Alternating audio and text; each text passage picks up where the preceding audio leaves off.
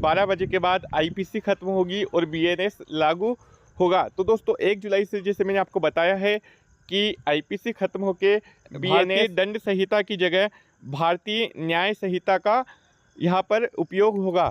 दोस्तों अभी तक आपने हमारे चैनल को सब्सक्राइब नहीं किया है तो चैनल को सब्सक्राइब करिए, और आप इस वीडियो को यदि फेसबुक पे देख रहे हैं तो हमारे पेज को फॉलो करिए। दोस्तों मैं यहाँ पर आपको बताने वाला हूँ कि अब किस प्रकार के नियम यहाँ पे लागू होंगे, और जो छोटे बच्चे हैं और जो महिला है उन्हें यहाँ पर किस प्रकार की सुरक्षा दी जाने वाली है।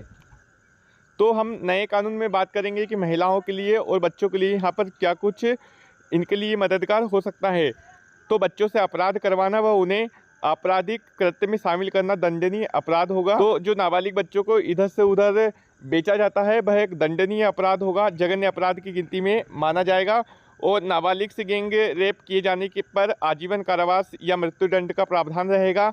नए कानूनों के अनुसार पीड़ित का अभिभावक की उपस्थिति में ही बयान दर्ज किया जाएगा। अभी तक इस प्रकार का कोई प्रावधान नहीं था, लेकिन अब यदि कोई बच्चा नाबालिग है तो उसके अभिभावक के सामने ही उस बच्चे का बयान लिया जाएगा। महिला से यदि गैंग रेप किया जाता है तो 20 साल की सज़ा है, आजीवन कारावास है। यौन संबंध के लिए झूठे वादे करना या पहचान छिपाना भी एक अपराध है। जैसे अभी हम देख रहे हैं ये केस बहुत ज़्यादा बढ़ते जा रहे हैं, जिसे हम लव जिहाद कहते हैं। किसी भी प्रकार की पहचान छुपाना, अपने धर्म को छुपाना, इसे छुपाकर यदि कोई व्यक्ति किसी के साथ अपराध करता है तो यह दंडनीय अपराध की गिनती में आएगा। इसके साथ ही पीड़िता के घर पर महिला अधिकारी की मौजूदगी में ही बयान दर्ज करने का भी प्रावधान होगा। मतलब जैसे कि कोई पुलिस है वह डायरेक्ट जाकर किसी महिला का बयान दर्ज नहीं करा सकती, कोई अधिकारी उनके साथ में यदि शामिल रहेगा, जैसे एसडीएम है, तहसीलदार है, या पुलिस में ही किसी प्रकार के कोई बड़े अधिकारी है तो उनके समक्ष ही इनके बयान प्रस्तुत किए जाएंगे। अब हम आगे चल के और बात करते हैं कि और क्या क्या इसमें बदलने वाला है। तो अदालतों में पेश और स्वीकार साक्ष्य में इलेक्ट्रॉनिक या digital record, email, server log, computer, smartphone, laptop, SMS, website, स्थानीय साक्ष्य मेल उपकरणों के मैसेज को शामिल किया गया है। क्योंकि दोस्तों हमने देखा कि इससे पहले ये चीज़ें नहीं होती थी। तो न्यायालय में जैसे मोबाइल की रिकॉर्डिंग हुआ, वीडियो हुआ और मैसेज होते थे, व्हाट्सएप चैटिंग होती थी, ये किसी प्रकार के मान्य नहीं की जाती थी, लेकिन अब यह भी मान्य किया जाएगा। केस डायरी है, एफआईआर है, आरोप पत्र है, फैसले हैं, इन सब का एक डिजिटल रिकॉर्ड प्रस्तुत किया जाएगा। इससे पहले कागजों में सिर्फ लिखा रहता था। इलेक्ट्रॉनिक या डिजिटल रिकॉर्ड का कानूनी प्रावधान, वैधता और जो प्रवर्तनीयता है वो कागजी रिकॉर्ड के समान ही होगी। मतलब जो बयान जैसे रिकॉर्ड होंगे तो उन्हें डिजिटल रूप में भी प्रस्तुत किए जाएंगे। वीडियो कॉन्फ्रेंस के जरिए न्यायालयों में पेशी हो सकेगी।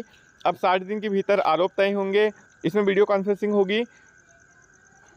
अब न्यायालय में जो पेशी होगी वह वीडियो कॉन्फ्रेंसिंग के थ्रू होगी और 60 दिन के भीतर आरोप तय होंगे और मुकदमा समाप्त होने के 45 दिन में इसका निर्णय देना पड़ेगा। सिविल सेवकों के खिलाफ मामलों में 120 दिन में निर्णय अनिवार्य होगा।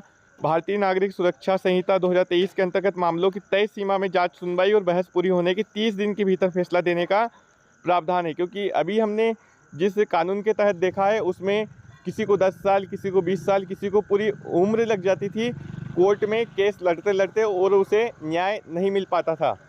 इस प्रकार छोटे और कम गंभीर मामलों के लिए समरी ट्रायल अनिवार्य होगा। नए कानूनों में पहली बार अपराध पर हिरासत अवधि कम रखी जाने व 1/3 सज़ा पूरी करने पर जमानत का प्रावधान है। जैसे किसी भी व्यक्ति को 10 साल की सज़ा होती है और वह 3 साल की सज़ा पूर्ण कर लेता है तो उसे जमानत देने का प्रावधान यहाँ पर दर्ज किया है। साथ ही किसी भी शिकायतकर्ता को 90 दिन में जांच रिपोर्ट देना अनिवार्य होगा और गिरफ्तार व्यक्ति की जानकारी भी सार्वजनिक करनी होगी। पहले क्या होता था, जैसे कि थाने में कोई रिकॉर्ड दर्ज होता था तो उसका चालान पेश करने में पुलिस कम से कम ज़्यादा से ज़्यादा 1 साल, 2 साल, 3 साल तक का भी समय ले लेती थी, लेकिन अब जांच को पूरी 90 दिन में पूर्ण करके कोर्ट में चालान पेश करना अनिवार्य होगा। और दोस्तों इसमें एक बात और निकल के सामने आई है कि जिस भी व्यक्ति को गिरफ्तार किया जाएगा उसका जो गिरफ्तारी है वह सार्वजनिक की जाएगी। इससे पहले पुलिस क्या करती थी, किसी व्यक्ति को थाने में गिरफ्तारी कर लेती थी लेकिन उसका कोई भी रिकॉर्ड दर्ज नहीं होता था, लेकिन अब इसे भी सार्वजनिक किया जाएगा। एफआईआर के मामले में फरियादी को 3 दिन के भीतर थाने पहुंचकर एफआईआर की कॉपी पर साइन करने होंगे। नए बदलावों के तहत 0 एफआईआर को कानूनी तौर पर अनिवार्य कर दिया गया है।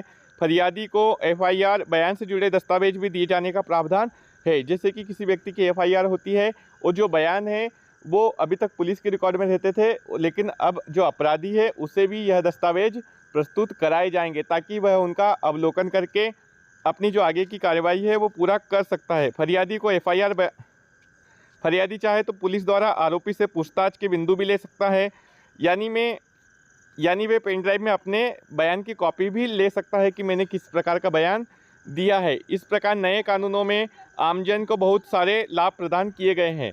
तो यही 1 जुलाई से लागू होने वाला है। तो दोस्तों आपको यह अच्छे से समझ में आ गया है।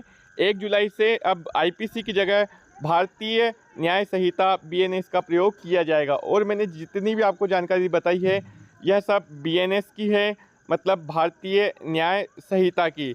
दोस्तों उम्मीद करता हूँ आपको यह जानकारी अच्छे से समझ में आ गई है। यदि जानकारी आपको अच्छी लगती है तो वीडियो को लाइक करिए, चैनल को सब्सक्राइब करिए और अपने दोस्तों के साथ ज़्यादा से ज़्यादा शेयर करिए। Thank you friends.